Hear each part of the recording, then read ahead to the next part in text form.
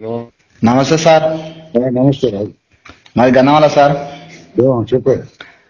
ఇప్పుడు ఈ దసరాకు బోనస్ అందుకోవడానికి మాకు బ్యాలెన్స్ ఉంది కదా సార్, 10 లక్షల దాకా. మాకు 6 లక్షలు ఇయ్యరా సార్?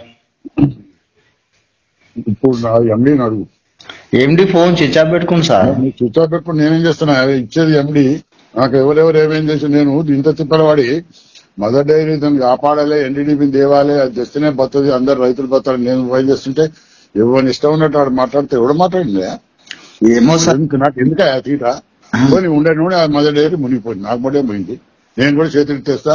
అప్పుడు చైర్మన్లు అంత ఏమైతారో చూడు. అట్లా అంటే ఎట్లా సార్? మీరు ఎంత అట్లా కాకపోతే ఎట్లా? పెద్ద ఎవడెవడో మోసం చేసారు నాకు అందరూ తెలుసు. మీరు పెద్ద అడుకోరి ఎండి అడుకోరి, నాకేం సంబంధం? పైసలు చూసేటోడాడు, లెక్కలు చూసేటోడాడు, ఇచ్చేటోడాడు. అదే సార్.